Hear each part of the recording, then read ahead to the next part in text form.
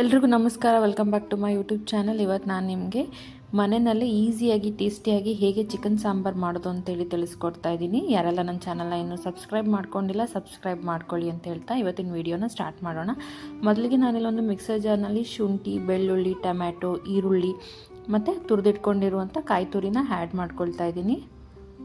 ನಾನು ಜಾಸ್ತಿ ಮಸಾಲ ಉಪಯೋಗಿಸದೆ ಹೇಗೆ ಟೇಸ್ಟಿಯಾಗಿ ಚಿಕನ್ ಸಾಂಬಾರು ಮಾಡ್ಬೋದು ಅಂತೇಳಿ ತಿಳಿಸ್ಕೊಡ್ತಾ ಇದ್ದೀನಿ. ಇದು ತುಂಬ ಈಸಿ ಮತ್ತು ತುಂಬ ಟೇಸ್ಟಿಯಾಗಿರುತ್ತೆ.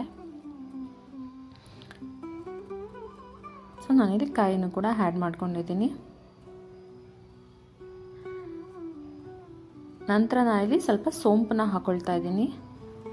ಮತ್ತು ನಮ್ಮ ಮನೆಯಲ್ಲಿ ಏನು ಮಸಾಲ ಸಾಂಬಾರು ಪೌಡರ್ ಅಥವಾ ಮಟನ್ ಸಾಂಬಾರು ಪೌಡರ್ ಅಂತ ಏನು ಹೇಳ್ತೀವಿ ಅದನ್ನು ನಾವಿಲ್ಲಿ ಆ್ಯಡ್ ಮಾಡ್ಕೋಬೇಕು. ನಾನಿಲ್ಲಿ ಅದನ್ನು 3-4 ಸ್ಪೂನ್ನ ಆ್ಯಡ್ ಮಾಡ್ಕೊಳ್ತಾ ಇದ್ದೀನಿ. ನಿಮಗೆ ಖಾರಕ್ಕೆ ಎಷ್ಟು ಬೇಕೋ ಅಷ್ಟು ನೀವನ್ನ ಇಲ್ಲಿ ಸೇರಿಸ್ಕೋಬೋದು.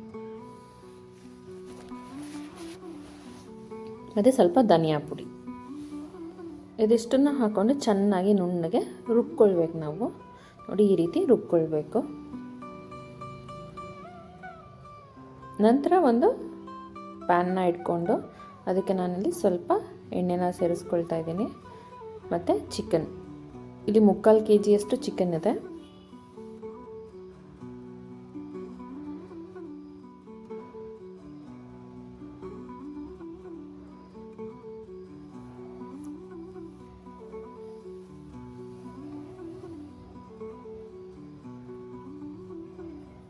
ಈ ರೀತಿ ಚಿಕನ್ನ ಸೇರಿಸ್ಕೊಂಡು ಅದನ್ನು ನೀಟಾಗಿ ಮಿಕ್ಸ್ ಮಾಡ್ಕೋಬೇಕು ಎಣ್ಣೆಯಲ್ಲಿ.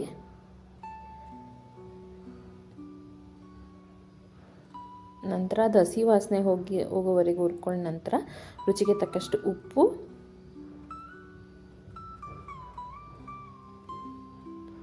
ಮತ್ತು ಅರಿಶಿನ ಇದಿಷ್ಟು ಹಾಕಿ ಚೆನ್ನಾಗಿ ಹುರ್ಕೋಬೇಕು. ಹಸಿ ವಾಸನೆ ಹೋಗಿ ಅದರಲ್ಲಿರೋ ನೀರೆಲ್ಲ ಡ್ರೈ ಆಗೋವರೆಗೂ ಈ ರೀತಿ ಚಿಕನ್ನ ಚೆನ್ನಾಗಿ ಹುರ್ಕೋಬೇಕು. ನೋಡಿ ಇದೆಲ್ಲ ಚೆನ್ನಾಗಿ ಹುರ್ಕೊಂಡು ಎಲ್ಲ ಡ್ರೈ ಆಗಿದೆ. ಇವಾಗ ನಾನಿಲ್ಲಿ ರುಬ್ಬಿಟ್ಕೊಂಡಿರೋ ಮಸಾಲೆನ ಸೇರಿಸ್ಕೊಳ್ತಾ ಇದ್ದೀನಿ.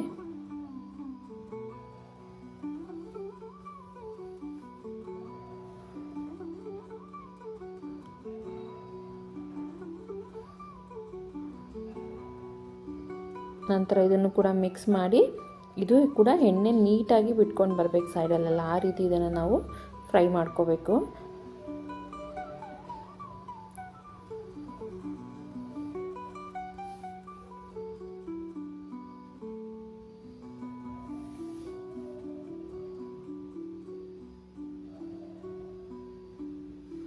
ನೋಡಿ ಈ ರೀತಿ ಅದು ನೀಟಾಗಿ ಫ್ರೈ ಆಗಿ ಎಣ್ಣೆ ಎಲ್ಲ ಬಿಟ್ಕೊಂಡು ಬಂದಿದೆ. ಇವಾಗ ನಮಗೆ ಸಾಂಬಾರು ಕನ್ಸಿಸ್ಟೆನ್ಸಿಗೆ ಎಷ್ಟು ನೀರು ಬೇಕೋ ಅಷ್ಟು ನೀರನ್ನು ನಾವಿಲ್ಲಿ ಆ್ಯಡ್ ಮಾಡ್ಕೋಬೇಕು.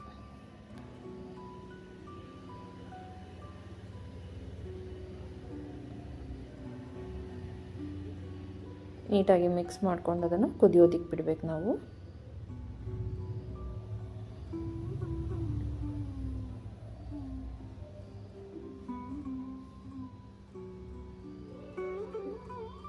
ನೋಡಿ ಈ ರೀತಿ ಎಲ್ಲದನ್ನು ಮಿಕ್ಸ್ ಮಾಡಿಕೊಂಡು ಸಾಂಬಾರು ಸ್ವಲ್ಪ ಕುದಿಯೋದಕ್ಕೆ ಶುರುವಾದಾಗ ನಾವೊಂದು ಲಿಡ್ನ ಕ್ಲೋಸ್ ಮಾಡಿ 5-10 ನಿಮಿಷ ಚೆನ್ನಾಗಿ ಬೇಯಿಸಿದ್ರೆ ಚಿಕನ್ ನೀಟಾಗಿ ಬೆಂದಿರುತ್ತೆ. ನೋಡಿ ಈ ರೀತಿ ಮೇಲೆಲ್ಲ ಎಣ್ಣೆ ಬಿಟ್ಕೊಂಡು ಬರಬೇಕು. ಆವಾಗ ಚಿಕನ್ ಸಾಂಬಾರು ರೆಡಿಯಾಗಿದೆ ಅಂತ. ನಂತರ ನಾನಿಲ್ಲಿ ಮೇಲೆ ಸ್ವಲ್ಪ ಕೊತ್ತಂಬರಿ ಸೊಪ್ಪನ್ನು ಆ್ಯಡ್ ಮಾಡ್ತಾಯಿದ್ದೀನಿ. ಆ್ಯಡ್ ಮಾಡಿ ಮಿಕ್ಸ್ ಮಾಡಿದ್ರೆ ಟೇಸ್ಟಿಯಾದ ಚಿಕನ್ ಸಾಂಬಾರು ರೆಡಿ. ನೀವು ಈ ರೆಸಿಪಿನ ಟ್ರೈ ಮಾಡಿ ಹೇಗೆ ಬಂತಂತೇಳಿ ನನಗೆ ಕಮೆಂಟ್ ಮಾಡಿ. ಯಾರೆಲ್ಲ ನನ್ನ ಚಾನಲ್ನ ಇನ್ನೂ ಸಬ್ಸ್ಕ್ರೈಬ್ ಮಾಡ್ಕೊಂಡಿಲ್ಲ ಸಬ್ಸ್ಕ್ರೈಬ್ ಮಾಡ್ಕೊಳ್ಳಿ ಅಂತ ಹೇಳ್ತಾ ಇದ್ದೀನಿ. ಇದೇ ರೀತಿ ಮತ್ತಷ್ಟು ರೆಸಿಪೀಸ್ನ ನಾನು ನಿಮಗೆ ಅಪ್ಲೋಡ್ ಮಾಡ್ತೀನಿ.